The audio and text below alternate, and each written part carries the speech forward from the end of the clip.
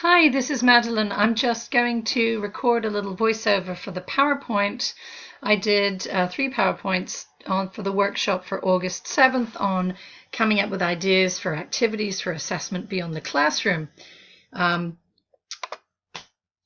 going to move the slides. Okay, so the goal of today, or that workshop, was to brainstorm ways to assess student learning beyond the classroom. That is to say, at the program level, degree or certificate, and at the institutional level for the institutional outcomes. And this is a shift in perspective, which is really in the spirit of guided pathways, because it's starting with the student's goals. You know, no student comes to us saying, I want to excel in 40 totally unrelated activities over the next 3 years. You know, they have some goal. They want to get a degree. They want a certain job. They want to transfer. So they've got somewhere they want to go. And we, as an educational institution, we've defined what that means in terms of their learning. So that's what we do for our programs. A way of thinking of this is it's a kind of promise to the student. We say to the student, look, you want to get a business admin AST degree? Well, you need to take these courses and you need to choose from those courses over there. And if you do that and you pass the courses, here are the things you will be able to do, these activities. You can take those away and sell them, in effect. You can take those away with you. We also, of course, because we are a post-secondary education, we have a lot of learning goals for them as well, which they may or may not care about, but which are the general education goals. You know, we're required if we offer a degree, the state guidelines say that there's got to be, in every degree, coursework that addresses some variation of institutional competencies. And a lot of them are defined for us. Effective communication, critical thinking, and so on. But each institution gets to decide, in effect, what do we think a general education consists of. So we at CSM have come up with these 6 learning outcomes, and that is for a transfer pattern, general ed pattern, or the general ed component of a degree. And all but one of them really align with the general education goals as, you know, laid out in our degree programs. The one that doesn't is independent learning and development. That's another institutional learning goal we have. In other words, your degree program might or might not support that outcome, but it needs to support at least one of the others courses in your degree program. So students have goals, we have goals, and then the student actually goes about achieving this goal, and basically it's a lot of separate milestones. There's accounting class, an ethnic studies class, you play volleyball, you go to financial aid office, a bunch of things happen. And along the way, of course, we're all contributing in our different spheres. You know, I'm teaching my English 110, and you're counseling, and you're looking at transfer services, and you're teaching math, and everyone's doing something different. But it's all part of getting them to this ultimate goal. And of course, we assess their learning. I mean, one of the problems with the way we've been doing SLOs is that for a lot of us, certainly in the instructional side, we're like, what do you think 95% of our job is already? It's assessing student learning. But the assessment that we do, if I may go to the previous slide for a minute, doesn't take us out of these bubbles. So I assess student learning in my English 110, but my English 110 exists to get students somewhere. And I don't know really how, in effect, well my course is doing at getting them to that place. The thing is that in order to achieve those goals, all these bits and pieces have to come together. No man is an island, as John Donne says. Thank you, John. Entire of itself, every man is a piece of the continent, a part of the main. Therefore, he adds, do not send to know for whom the SLO bell tolls, it tolls for thee. But if you substitute the word man with course or service, you know, every course or service is trying to get the student to some ultimate goal. So in terms of what kind of assessment we need to do, I'm not saying that we don't need to do course level assessment. And again, in the instructional world, that's what we do anyway. But what we don't need really is another key success indicator style data pool. And that's kind of what we've been doing, I think. We already have reams of big data about student performance that we use to see how well we're doing. Rates of student success. If you offer a course and all the students fail it, or a lot of students fail it, we think about that. We ask ourselves what's going on and see if we can't do better. We look at our rates of transfer, at student grades, at who drops and who stays, and so on. We look also, by the way, at achievement gaps. One of the points about this data pool is it's disaggregatable. So we can see if particular groups of students are, faring better or worse in particular areas. In the world of student services, we track their use of our services, we survey them. So there's an awful lot of this kind of data that gives us a good picture of everything except, if you like, the details of student learning. But when it comes to the assessing the details and the quality of student learning, here is what we really need. We don't need another data pool. We need another perspective. We right now don't have anywhere to stand as faculty or in the services or disciplines. We don't have anywhere to stand to get that big picture. I know how well my students did in my courses.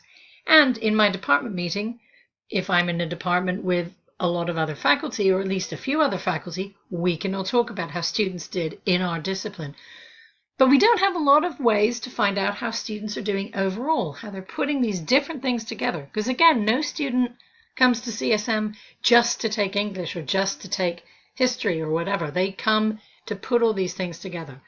And in terms of our institutional outcomes, these are deliberately cross-disciplinary.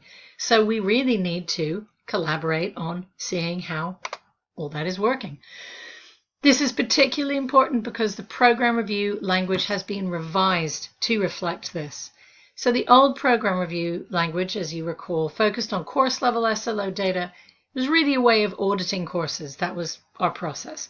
We asked, tell us about the SLO data you got from your courses and what you made of it. And the answer usually was, well, we did these assessments and they kind of told us what we already knew. So now we're asking something different. Again, I'm not saying that we need to stop taking course level data. In fact, that's one of the ways one would answer this question, or that people need to stop doing what they're doing if they find it useful. But now program review will ask you instead, how's your program doing? Tell us about your program assessment. And it will ask you, tell us about anything you did to support an interdisciplinary learning goal, in effect. And embedded in both of those questions is the idea, tell us about anything you did about it to improve student learning in your discipline, in your service, as insofar as you contribute to students' abilities to quantitatively reason. Tell us about something you did.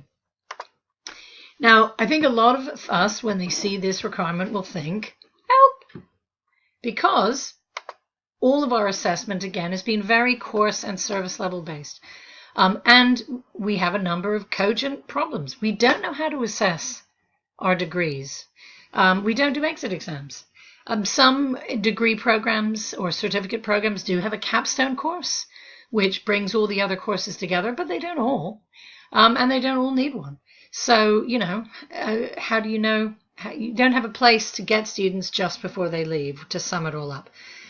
We can't really track the students either, because if we think, let's find out all the students who take a math degree, say, well, a lot of students aren't even going to declare their degree until they've already taken the courses that constitute the degree.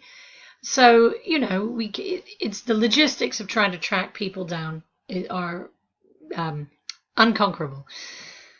It's also a bit hard to ask somebody, hey, do something towards interdisciplinary learning. We've all got a full-time job, which is our own discipline. So how can you come up with something that supports some ongoing thing beyond your classroom? That's a tall order too. So this was what this workshop was about. It was a collaborative effort to start to come up with clever ideas for activities that will take snapshots of student learning in degrees and certificates, so program assessment, or in institutional outcomes, so ILOs.